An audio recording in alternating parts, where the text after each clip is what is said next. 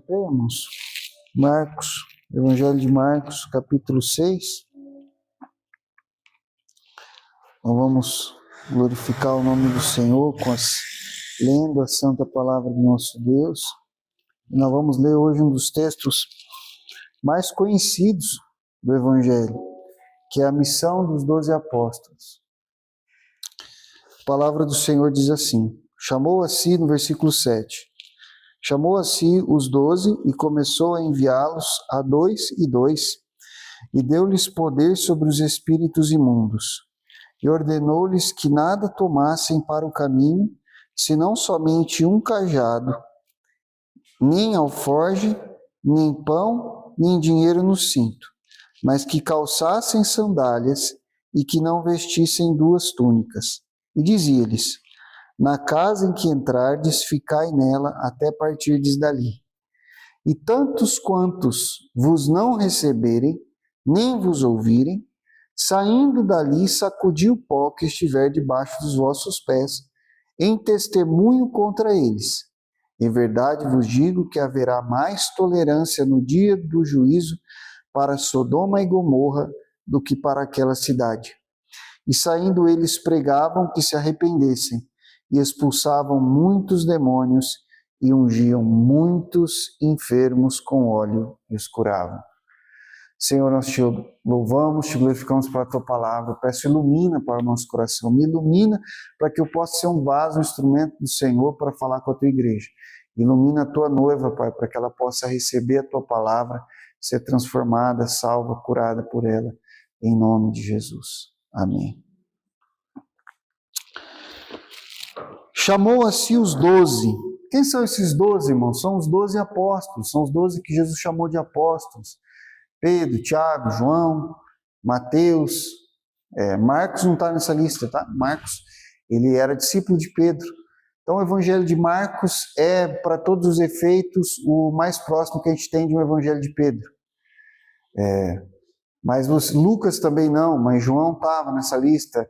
Tinha 2 Judas nessa lista, Judas Tadeu e Judas Iscariotes. Bartolomeu é um bom nome aí para quem vai ter mais filhos, né? Bartolomeu, um belo nome.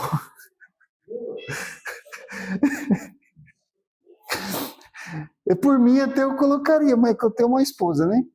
Esses são os 12 apóstolos. Agora veja só, esses 12, eles foram chamados por Deus, por Jesus, para uma missão muito específica. Não eram só 12 pessoas que seguiam Jesus, havia mais pessoas que seguiam Jesus, inclusive que iam viajar com ele, que andavam com ele por aí, né? Mas esses 12 eram exatamente aqueles que ele tinha escolhido, ele tinha determinado, ele queria para eles uma missão muito específica. Bom, e ele começa a enviar esses 12 discípulos. Esse envio dos 12 discípulos indica algo muito especial, irmãos, algo muito especial, na verdade, sobre a obra de Jesus e a forma como Jesus quer trabalhar. Porque Jesus, ele podia ter, ali ele tinha uma multidão que seguia ele, certo? Ele podia facinho construir uma sinagoga bem grandona, juntar o pessoal ali, entendeu? Fazer uma comunidade, construir uma cidade, as pessoas vinham morar ali com ele, e eles podiam fazer uma comunidade alternativa, né? Uma coisa meio exótica, às vezes tem isso por aí. Mas não, Jesus fala, não é isso que eu quero, não é isso que eu vim fazer. E aí ele pega e manda esses discípulos para outras aldeias, para alcançar mais pessoas. Então, se Jesus tivesse que ir pessoalmente para todo lugar, ia demorar um pouco mais. Ele fala assim, não, eu tenho muita coisa para fazer e não tenho tanto tempo assim. Então ele pega e envia os discípulos para irem na frente fazer isso. Isso mostra para a gente algo sobre a nossa missão. Que é interessante porque esse texto é sobre a missão dos 12. E o que é missão? Missão vem de uma palavra do latim que significa envio, certo? O que é um missionário? É alguém que foi enviado.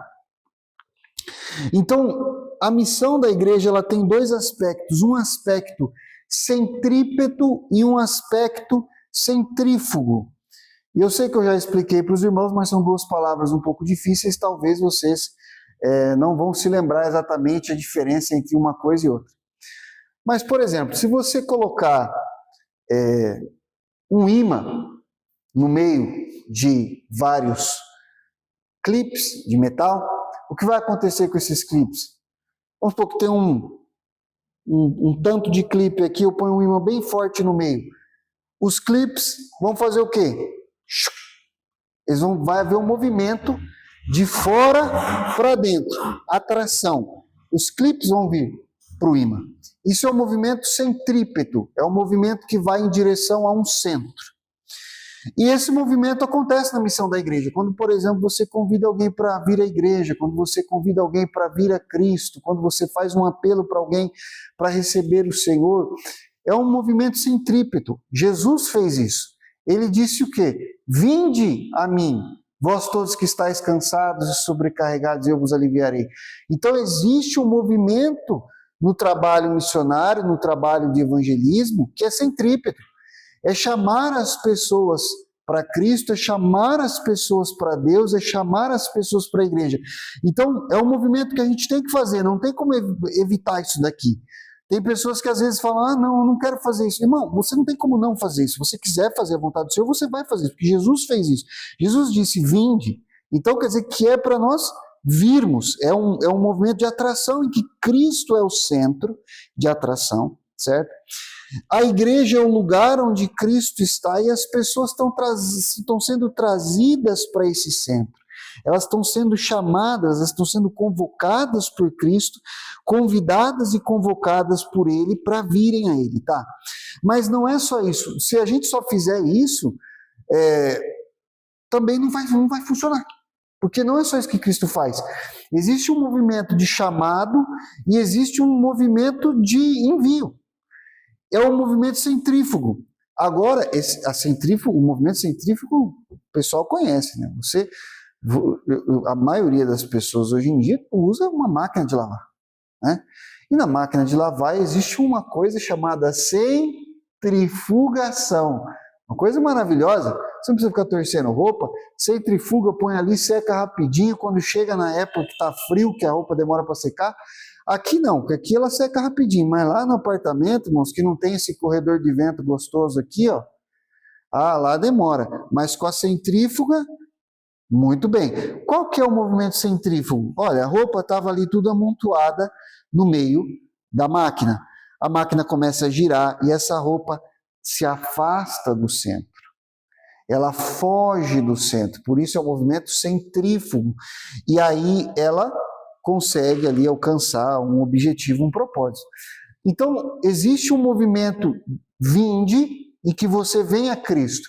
E depois que você veio a Cristo, Cristo chama você e fala para você, ide.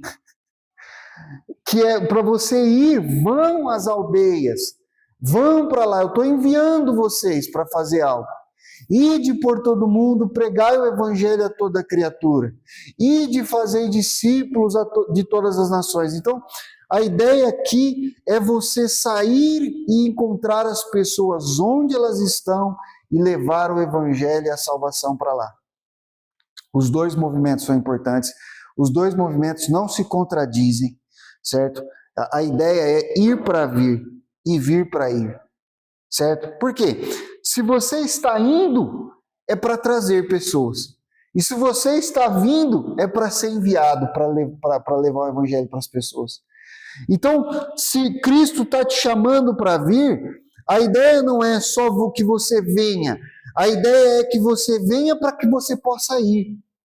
E se você está indo, a ideia de Cristo não é só que você vá, é que você vá para que possa voltar, com frutos do seu trabalho, com frutos daquilo que você foi chamado para fazer. E agora, Jesus chama eles e envia, olha só, ele chama assim os 12, olha o movimento, e envia eles de 2 em 2, parzinhos, certo? Então, vai Pedro com André, vai Tiago com João, vai, entendeu? Bartolomeu com Filipe, e ali vai montando as duplinhas, eram 12, então são 6 duplinhas que vão sair para pregar e expulsar demônios e fazer a obra do Senhor. Muito bem, por que Jesus fala para eles irem de 2 em 2 e não de 1 em 1. Pensa bem sobre isso. Porque assim, é fácil você ir sozinho, correto? Qual que é o problema? Você vai de ônibus, você vai de carro, você vai de Uber, você vai a pé, você vai do jeito que você quiser, você é independente, você é adulto. E se você prestar atenção, veja, Jesus manda eles de 2 em 2, mas manda eles não levarem pão, nem alforje, nem dinheiro.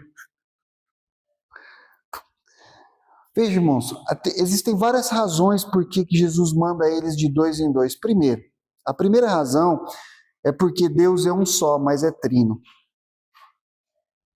Deus é um só, mas nunca está sozinho e nunca esteve. O Pai sempre esteve com o Filho sempre esteve com o Pai e o Espírito sempre esteve com o Pai e o Filho. Então, embora Deus seja um Deus, ele nunca esteve sozinho. E agora, ele vai nos enviar, ele quer que nós vamos sozinhos? Ele não quer que a gente ande sozinhos. A ideia de Jesus não é nos enviar sozinhos, ele quer nos enviar em grupo. Então, para quê? Para refletir isso, que o nosso Deus é um Deus único, que sempre existiu em comunidade, sempre existiu em 3. Embora ele seja um só Deus, ele ainda assim sempre foi, sempre vai ser 3 pessoas. O Pai, o Filho e o Espírito Santo. Não são 3 deuses, é um Deus só, mas são 3 pessoas, não é uma pessoa só. Então, faz sentido que o Deus trino não nos envie sozinhos. Segundo lugar, porque a igreja nunca é uma coisa de uma pessoa só. O que é que Jesus fala sobre a igreja? Onde estiverem 2 ou 3. Ou seja, para que haja igreja é necessário haver comunidade. É necessário haver mais de um. Então ele não está enviando só um apóstolo, ele está enviando uma igreja. Ele está plantando 6 igrejas que vão pregar o evangelho. Cada grupinho de 2 é uma igreja que está indo pregar o evangelho. Onde estiverem 2 ou 3 reunidos em meu nome. Então a igreja ela é sempre comunidade e unidade. Porque onde está a comunidade? 2 ou 3. Mas onde está a unidade? Reunidos em meu nome. Então a unidade da igreja é a mensagem do evangelho na pessoa de Cristo. É isso que traz a unidade do corpo. Mas essa unidade sempre é composta, ela sempre está reunida, ela sempre tem um grupo de pessoas que ama Jesus, ama a palavra de Deus e prega essa palavra a todo custo. Outra coisa interessante nessa razão por que Jesus manda de 2 em 2, é que existe um versículo da Bíblia que fala que o cordão de 3 dobras não se quebra facilmente. Olha que interessante, o que é um cordão de 3 dobras? Você já reparou uma coisa sobre corda? A gente não usa mais muita corda, né? A corda é uma coisa que meio que saiu do nosso dia a dia. E quando a gente usa, às vezes, a gente usa um cordão de nylon, uma coisa bem pobre, ou uma fita, assim, uma coisa bem mal feita.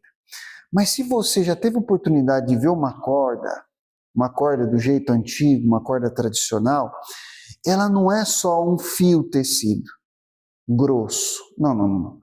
Ela é um fio enrolado que cria um tecido grosso e aí esse fio junta com outros 3 fios, eles enrolam e fica um enrolado no outro, quase como uma trança, mas não é uma trança, mas é um enrolado no outro.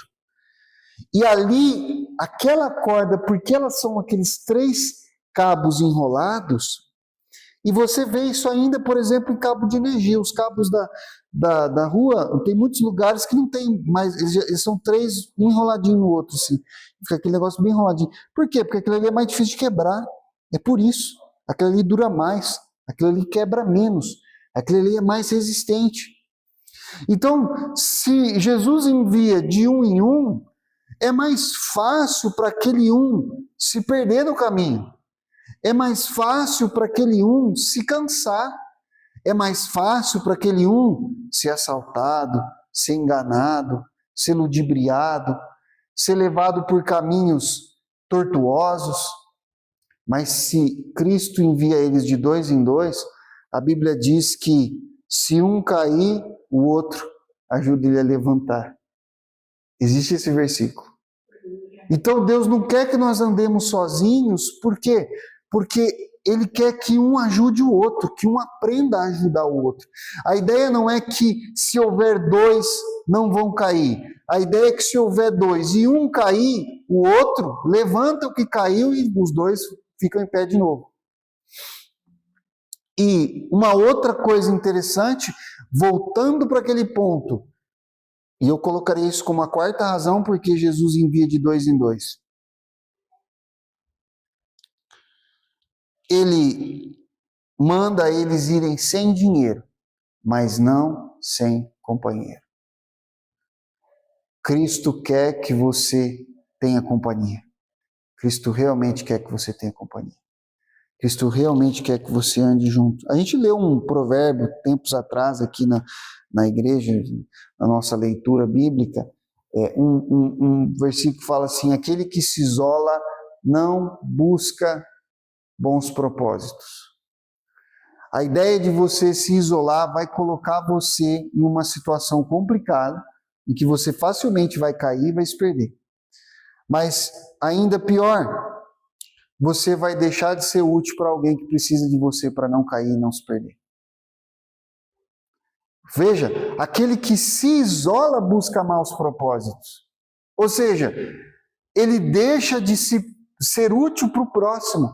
Ele deixa de ser útil para aquele irmão que precisava dele. Que precisava da força dele, do abraço dele, do cuidado dele para falar: irmão, você sai fora dessa. E às vezes, irmãos, o que a gente precisa para ter companhia mesmo é alguém, não é alguém que simplesmente está lá para falar: ai, como vai ser lindinho, como vai ser cheirosinho. Às vezes você precisa de alguém para te empurrar na parede e falar: acorda, meu. Olha o que você está fazendo. Olha o que você está fazendo com a sua vida. Olha só o que você está fazendo com o seu ministério.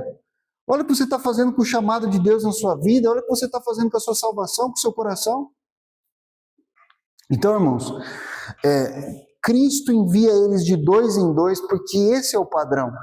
Pode acontecer uma situação em que nós venhamos a nos ver solitários? Pode. Paulo chegou a ficar preso sozinho. Teve situações em que ele se viu sem ninguém.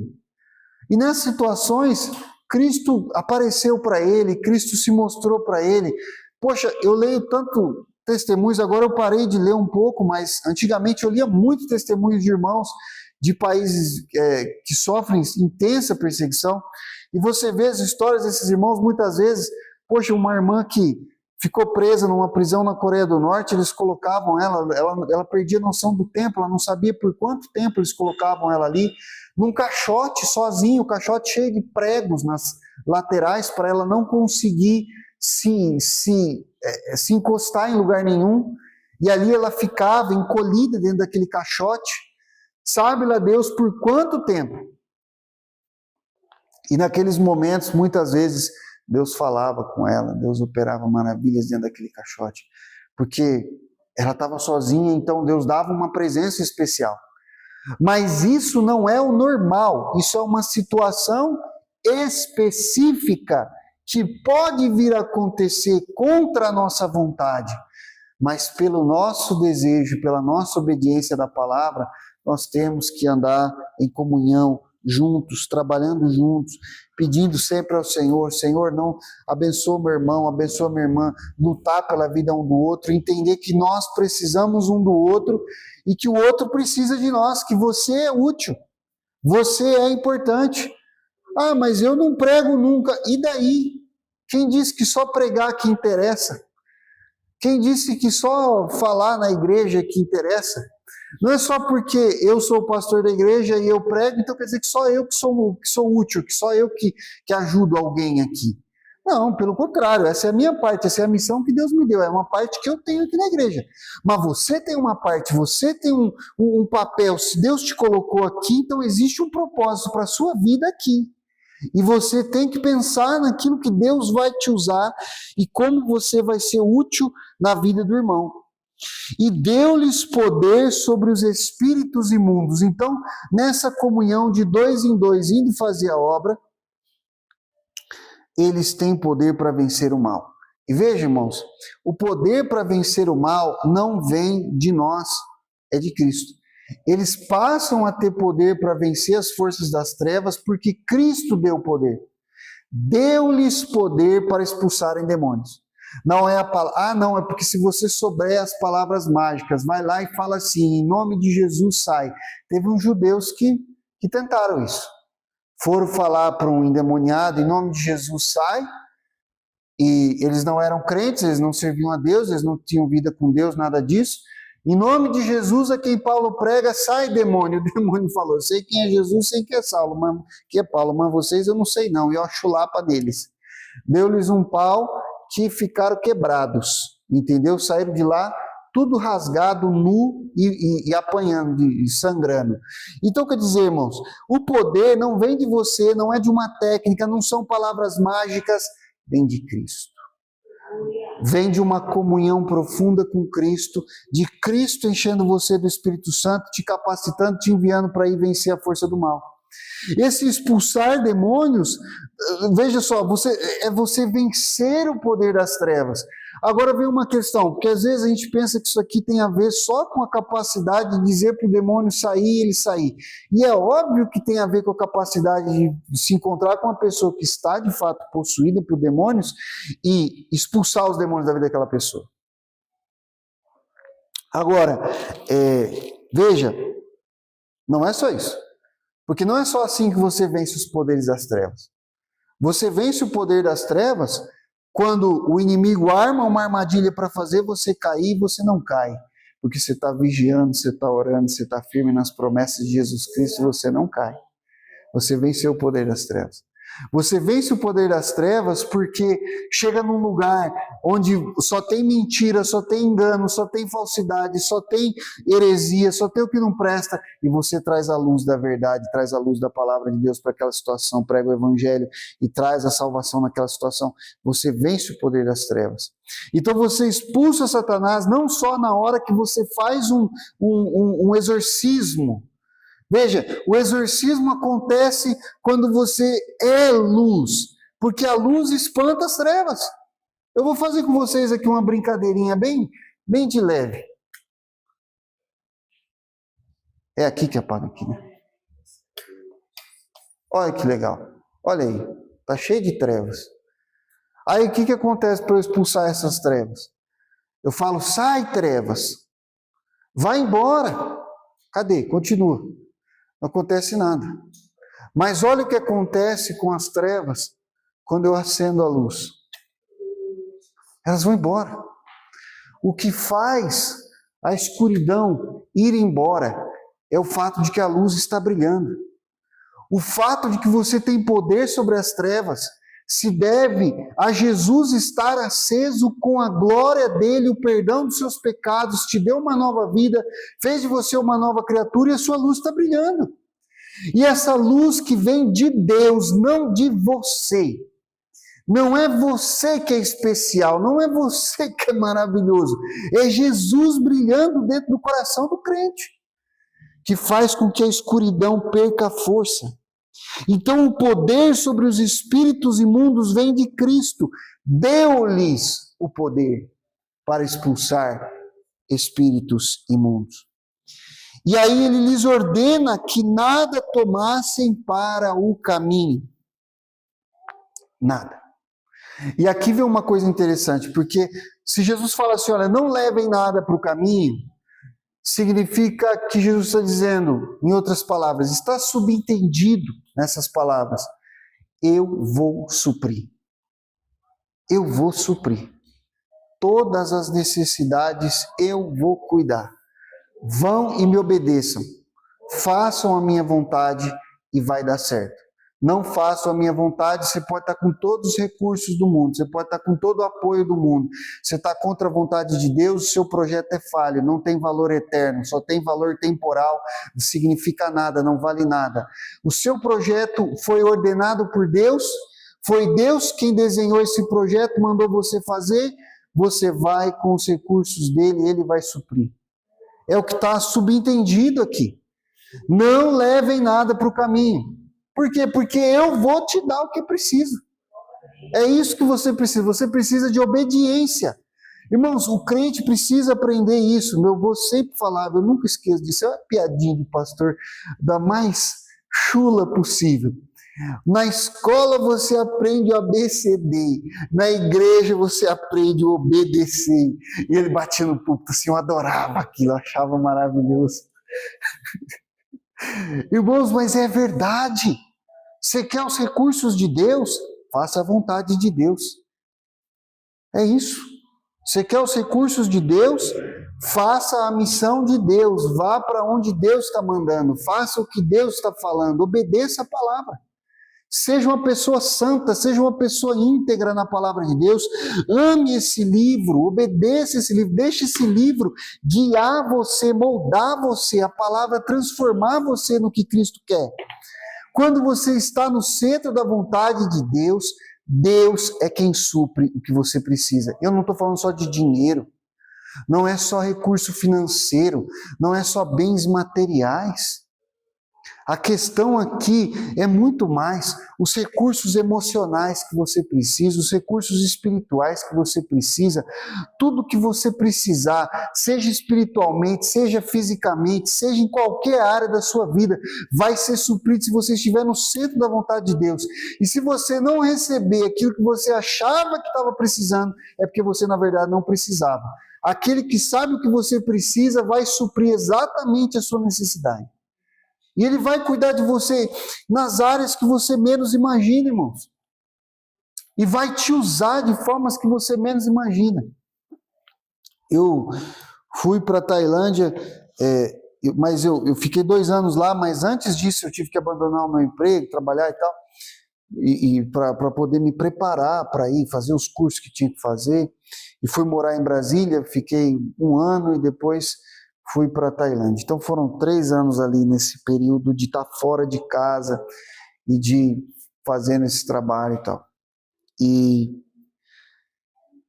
eu lembro, irmãos, que na época ficou claro para mim que essa era a vontade do Senhor para que eu fizesse aquilo naquele momento, que eu fosse e tal. Eu abandonei minha profissão, cancelei minha OAB, eu era advogado, eu tinha a minha formação, tinha meus clientes, tinha meus casos, e aí eu cancelei tudo, passei tudo para um amigo e fui. E eu tinha ido para uma viagem missionária um tempo antes, tinha feito o que tinham me falado, olha, você vai nas igrejas, pede ajuda e tal. E dessa outra vez eu fui nas igrejas e não pedi ajuda para ninguém. Falei, não, o Senhor vai suprir. Alguém falava, nós vamos te ajudar. Eu falava, irmão, você que sabe. Se você quiser ajudar, você ajuda. Se você quiser me orar só por mim, você ora por mim, tá bom. E fiquei lá, e fiquei esses 3 anos sem ter um salário, sem ter uma certeza do recurso de onde ia vir. A própria igreja que eu pertencia, na época, falou, não, nós vamos te ajudar e tal, com tantos. Eu falei, vocês decidem, não quero nem saber. Falei, pastor, na época, não quero saber o quanto vocês vão me ajudar. Quem vai me sustentar é Deus. Teve uma época que eles tiveram que diminuir o valor, porque a igreja ficou financeiramente complicada. E aí a Pri era tesoureira, ela que me avisou que ia diminuir. Ela falou, vai diminuir o seu salário. Eu falei, eu nem sabia que eu tinha salário. Então você faz aí, não tem problema não. Irmãos, eu precisava, na média, por mês, para pagar aluguel, comida e os custos, eu não me lembro exatamente, mas era coisa assim de 2 ou 3 mil reais por mês. Depois da conversão em dólar e tal, entre gastos, para pagar tudo para viver, só para viver era mais ou menos esse valor. Deus sempre supriu. Deus sempre cuidou. Sempre. Nunca faltou nada. O dia que eu não comia porque eu estava em jejum, né, porque não tinha. Sempre teve que comer, sempre tive dinheiro para pagar meu aluguel, sempre tive o que vestir. Vivi uma vida super simples, super simples. Comia arroz, uma misturinha e morava num quarto com banheiro e era isso. pagava lá o equivalente a R$ 1 para lavar a minha roupa uma vez por semana numa máquina. E depois eu descobri que tinha que separar por cor. A Priscila que veio com essa história. Eu nunca separei por cor, nunca manchou uma roupa minha. Não sei se é milagre. Então, assim, eu colocava uma calça preta e uma camisa branca e saía tudo normal. Deus, irmãos, cuida dos seus. O que interessa é você estar no centro da vontade de Deus, você está fazendo o que Deus mandou, é a promessa que está subentendida nesse versículo. Aí ele fala assim, não um cajado, nem alforje, nem pão, nem dinheiro no cinto, mas que calçassem sandálias e que não vestissem 2 túnicas. Então aqui Jesus faz uma lista do que levar e do que não levar. O que ele manda levar? Ele manda levar um cajado e sandálias. Sandália nos pés e cajado na mão. Se você nunca fez uma caminhada muito longa, eu já vou te dizer, ter um cajadinho, uma varinha para segurar ajuda muito. Ajuda muito. Se você tem uma caminhada longa para fazer, se não é, não, eu caminho longo, que eu ando daqui lá no Atacadão. Isso não é caminhada longa. Caminhada dessas viagens, eu estou falando, é você daqui em São Paulo a pé. Aí você precisa de um bom sapato, uma boa vara. Qual que é a ideia de Jesus aqui? Falar, leva um bordão, leva um cajado, leva uma sandália. Por quê? Porque vocês vão caminhar muito. Vocês vão andar bastante. Para você andar rápido, se você tiver calçado, você consegue andar bastante e rápido. Se você tiver descalço, você anda pouco e devagar, porque seu pé machuca. Se você tiver com calçado, você até o seu pé não machuca, mas você não vai conseguir andar rápido. Por quê? Porque o bordão vai te ajudar você a andar por mais tempo, você caminhar mais longe. Então Jesus está falando, olha, o que você leva para essa viagem? Você leva o que você precisa para andar bastante. Você leva o que você precisa para andar bastante. E o resto você não se preocupa. Alforje era o quê? Alforje era a bolsa, era a mala para viagem. Não leva mala. Vai com a roupa do corpo. E aí ele fala, não leva pão, não leva dinheiro, e não veste 2 túnicas, ou seja, não leva uma túnica reserva. Leva só a que você tem, que você vai usar. A túnica era como se fosse uma coberta, como se fosse um mocho, como se fosse aquela roupinha que o pessoal usa, o pessoal peruano, sabe? Eu esqueci o nome, que cobre, que assim, como se fosse uma coberta. É uma túnica, certo? É como se fosse uma túnica, que fosse uma capa que cobria o seu corpo, que era o que você usava para dormir à noite. Era o que você usava para se cobrir. Bom, Jesus fala, leva uma só, não leva uma reserva. Por quê? Porque se essa daí rasgar, eu vou suprir, eu vou levar. Você só leva o que você vai precisar para você caminhar bastante. O que é que você precisa para você caminhar bastante? Olha só, o que é que Jesus não deixa faltar? Olha, você vai precisar de um irmão, um companheiro, e você vai precisar de poder sobre as trevas. É isso que você precisa. Você precisa de igreja, você precisa de gente junto com você que ama Jesus, que tem o mesmo propósito, tem o mesmo chamado, tem o mesmo entendimento, tem a mesma luz brilhando no seu coração. Você não pode andar luz com trevas, não dá certo. Então vai luz com luz e anda junto. Quando um começa a apagar, o outro acende. E você precisa de poder para vencer a escuridão. Você tem essas 2 coisas, irmão, você vai longe. Você vai longe. Agora, se você não tem a luz de Cristo brilhando em você, e você não tem uma comunidade de fiéis com quem você compartilhar a vida cristã, fica difícil você ir longe. Você pode até caminhar um pouco, mas logo você cai. Então Jesus supre você do que você precisa para a longa caminhada, e aquilo que você vai precisar ao longo do caminho, de curto prazo, ele vai suprir. E dizia-lhes, na casa em que entrardes, ficai nela até partirdes dali. Isso é interessante. Porque você fala assim, Jesus, não estou entendendo, você está falando para a gente ser forgado? Entrar numa casa e não sair, você vai numa comunidade, tem 10 casas, né? Fica em uma um dia, um outro dia na outra, vai revezando. Jesus fala, não, entra na casa que você entrar, você fica. E quando você estiver evangelizando, trabalhando naquela região, você fica naquela casa.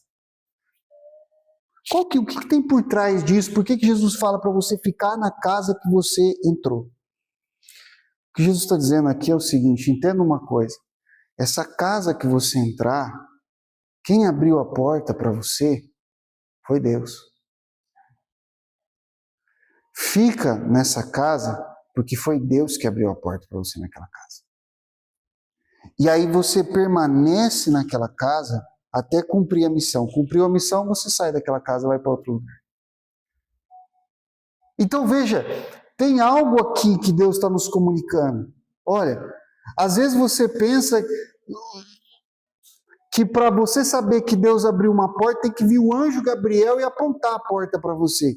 Ó, essa aqui é a porta de Deus. Jesus está falando, não, a casa que abrir a porta, você entra e fica nela. Por quê? Porque se abriu, foi Deus quem abriu.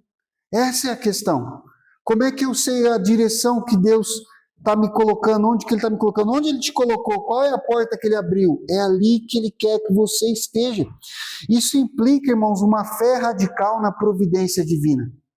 Isso implica você acreditar que Deus realmente está no controle da história, que Ele realmente está guiando a sua vida e que as coisas não acontecem por acaso. Elas acontecem por um plano e um propósito divino. E que se aquela porta daquela casa se abriu, esse é o sinal. Essa é a prova que Deus abriu aquela porta, porque ela se abriu. Se não fosse Deus, ela não abria. Pronto, está aí, está resolvida a questão. Abriu aquela porta, você entra e fica nela até partir dali, ou seja, não vai ficar ali para sempre. Óbvio, chega um tempo de sair dali, mas enquanto você está ali, é porque Deus quer que você esteja ali. A missão tem uma missão a ser cumprida, até que aquela missão seja cumprida, você fica onde Deus te colocou. Essa é a dificuldade, irmãos, que nós temos que enfrentar e vencer. Porque nós temos muita dificuldade de frutificar. Mas por que nós não frutificamos? Porque nós não criamos raízes. Aí quando você não cria raiz, o fruto não sai. Agora, se você cria raiz, dá tempo de sair o fruto. Eu gosto muito de cacto, eu planto os cactos, eu tenho 3 cactos lá, na verdade agora eu tenho um número quase infinito de cactos, porque tem um que ele vai sair nos outros, eu fui plantando ao redor, tem um monte de pequenininho, de um grandão assim, que virou uma bola grandona, que eu comprei ele pequenininho, eu falei, eu quero ver ele crescer e tal, eu vou podando ele, vou trabalhando ele e tal. Mas uma coisa interessante do cacto, é que o cacto ele precisa de pouca água, bastante sol, ele precisa de vento. O cacto não é um tipo de planta que gosta de ar parado, não. Ele gosta de vento, ele gosta de intempérie, ele gosta de mudança brusca de temperatura e pouca água. Se você pôr muita água, ele apodrece. Só que tem uma coisa que é importante. Apesar dele gostar de intempéries, uma coisa que o cacto não gosta é que você fica mexendo no vaso. É muito interessante. Para o cacto prosperar, você tem que escolher um lugar bom, onde você vai pôr ele, onde pega uma quantidade razoável de sol, não pode ser sol o dia inteiro, mas tem que pegar algumas horas de sol, e você tem que largar ele ali parado. Ele tem que ficar ali quieto. Porque se você mexe, se ele sente o movimento do vaso, ele não produz esses outros brotinhos, ele não cresce, ele não aumenta os espinhos dele. Que é o que tem de valioso. Você pode não gostar do espinho do cacto, mas é o que ele tem, né? Fazer o quê? Ele é um cacto, você queria que ele fosse o quê? Bom, nós precisamos de raízes, irmãos. Nós precisamos aprender a frutificar onde Deus nos colocou e permanecer ali, crescer ali, até que Ele nos mande para outro lugar. Quando chegar o momento daquela porta fechar e a gente ir para outro lugar, nós vamos. Não tem problema. Mas entender que existe uma direção de Deus na história, que Ele está guiando as coisas. E tantos quantos vos não receberem, nem vos ouvirem. Aqui vem uma coisa interessante, porque não receber você é não gostar da sua presença. Pode acontecer, eu sei que vocês são pessoas muito simpáticas, né, bonitas, né, são todas pessoas com um sorriso muito legal, né, muito... que abre portas e tudo, mas às vezes tem gente que não vai gostar de você, viu, pessoal? Por incrível que pareça, eu não entendo por quê, mas vai ter gente que não vai gostar de você, não vai querer abrir a porta para você, não vai te receber. E aí você, nesse caso, você vai falar assim, tudo bem. O que Jesus fala? Não te receberam, Jesus não fala força a porta. Não abriram a porta, Jesus não fala empurra a porta. Jesus fala, não receberam? Beleza. Vai para outra. Mas ele fala assim, nem vos ouvirem, porque tem gente que vai te receber, gosta de você, abre a porta, mas gosta de você, não gosta do evangelho nem da mensagem que você está trazendo. Ele gosta da sua pessoa.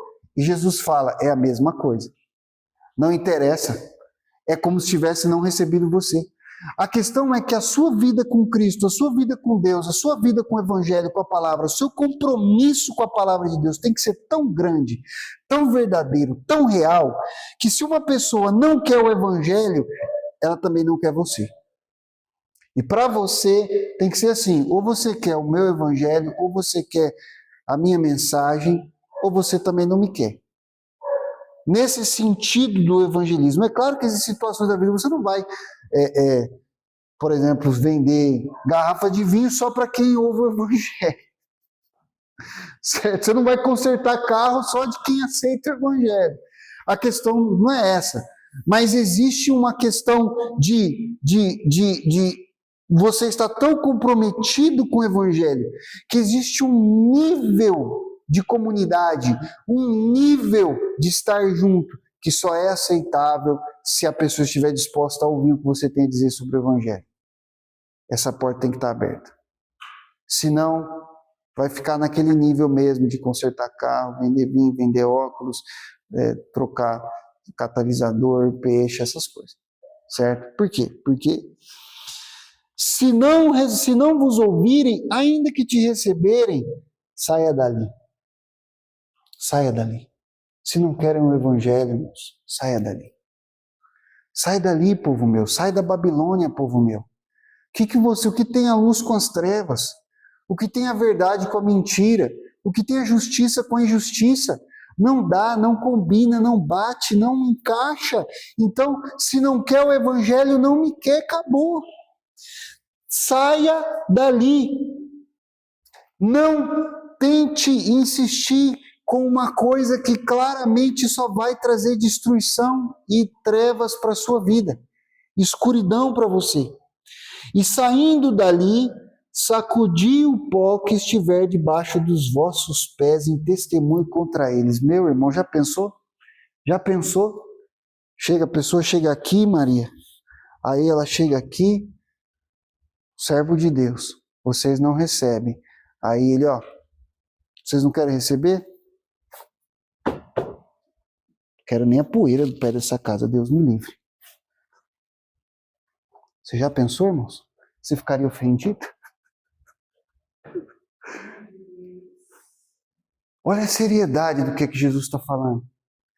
Quando vocês saírem da cidade, saiam, sacode o pé, sacode a poeira. Não fica com poeira dessa cidade no seu pé. Agora você pensa assim, meu Deus, o que está acontecendo aqui então? O que significa isso? Será que Jesus está falando, olha, faça uma declaração de ódio, de guerra contra aquela casa, contra aquela cidade? Não é isso. Não é isso. E não é para você levar no sentido literal, obviamente. Mas é para você entender o seguinte, irmãos. Quando uma pessoa rejeita o evangelho, rejeita a palavra de Deus, ela está rejeitando a salvação. Ela está rejeitando o perdão dos pecados.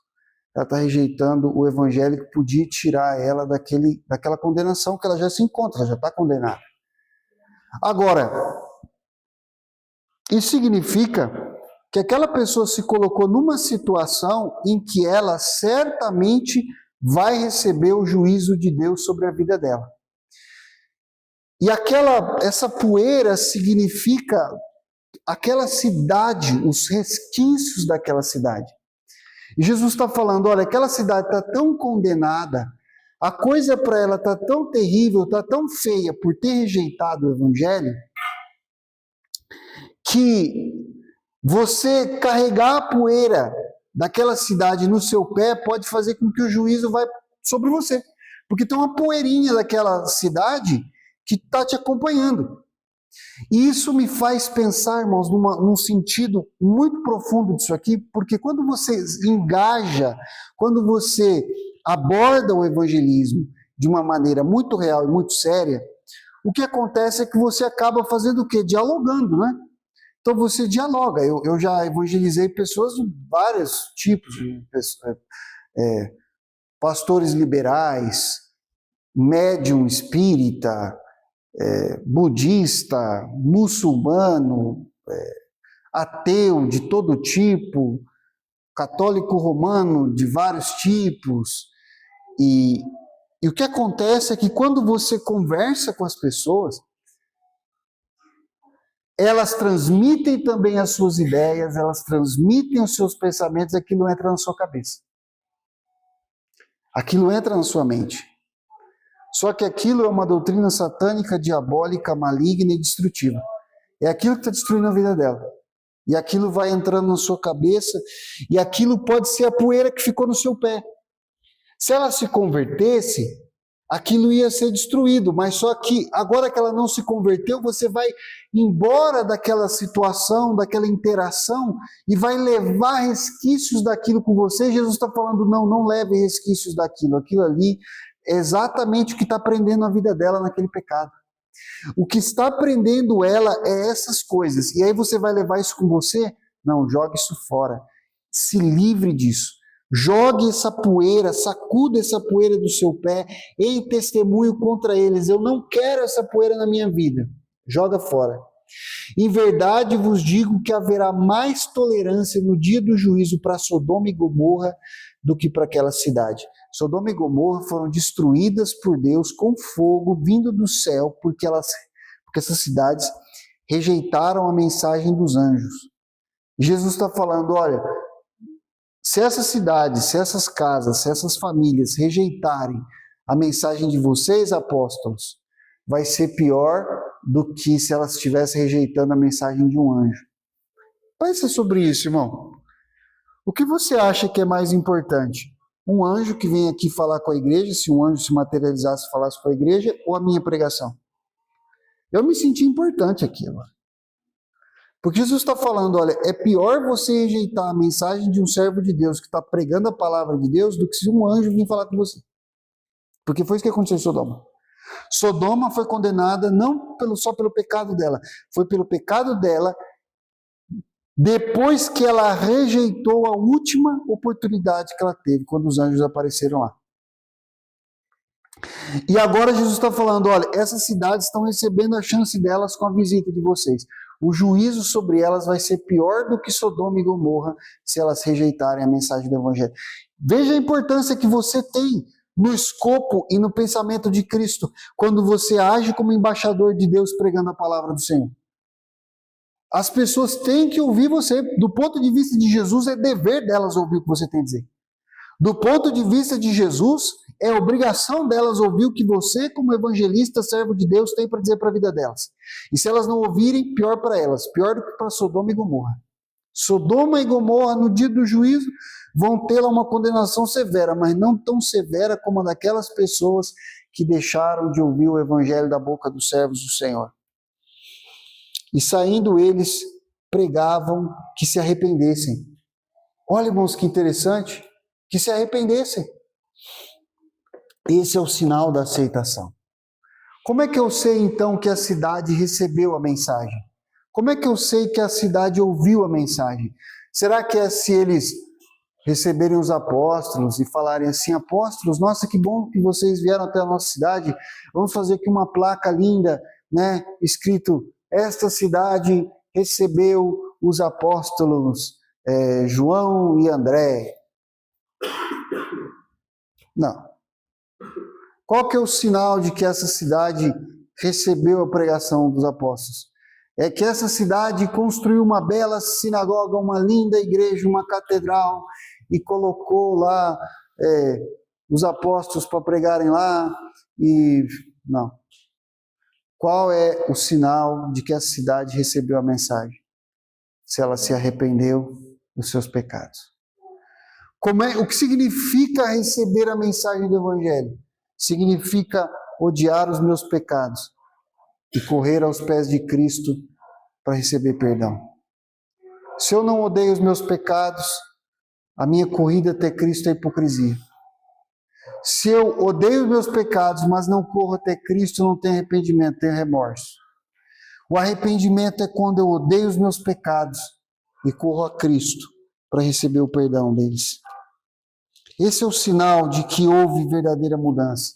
Às vezes eu acho interessante, irmãos, que talvez a nossa compreensão a respeito do que é conversão e do que é mudança de vida, do que é aceitação do Evangelho, ela se tornou tão superficial por causa dessa história do aceitar Jesus. Eu não sou totalmente contra o aceitar Jesus, tá? Mas não existe nenhuma instância, nenhum exemplo bíblico de um apóstolo jamais ter falado, agora que eu preguei aqui, quem quer aceitar Jesus? Nunca. Não existe uma passagem na Bíblia, nunca que um apóstolo fez isso. O que o apóstolo queria ver? Não era a pessoa ir lá no altar e fazer uma oração. O que o apóstolo queria ver?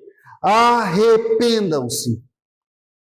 Vocês são idólatras, joguem seus ídolos fora. Vocês são mentirosos, vão falar, confessa a verdade.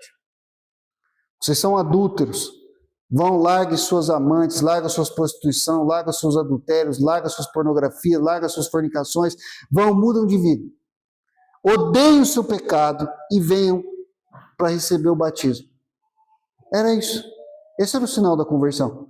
E eles não iam receber alguém como membro da igreja a menos que isso acontecesse. A menos que houvesse arrependimento e mudança. Então, esse é o sinal de que houve recebimento da mensagem, quando há arrependimento. Eles pregavam arrependimento e receber essa pregação significava se arrepender. E expulsavam muitos demônios.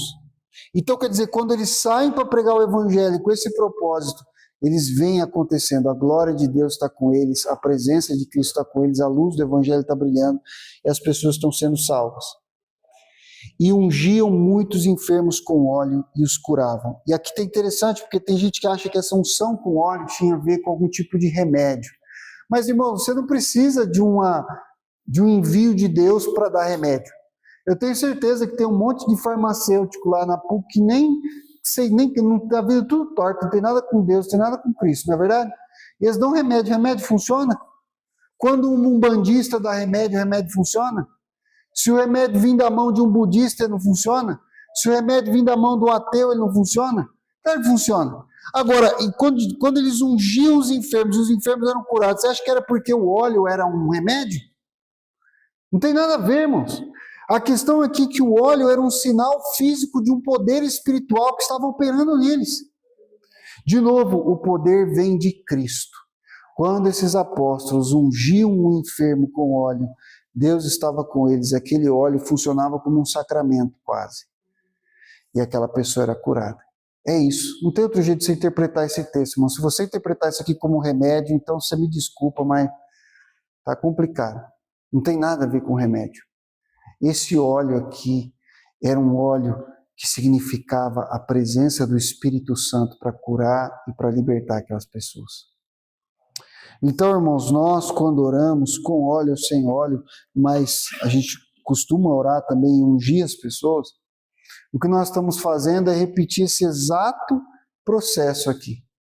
Nós oramos para uma pessoa enferma, ungimos ela com óleo, crendo na cura, crendo no poder de Deus para curar aquela pessoa. E Deus, conforme a sua vontade, pode curar. E se ele decidir não curar, ele sabe os seus propósitos. Em algum momento ele vai curar. Agora, ele pode, e muitas vezes já fez, curar um enfermo através do óleo da unção e da oração. Amém?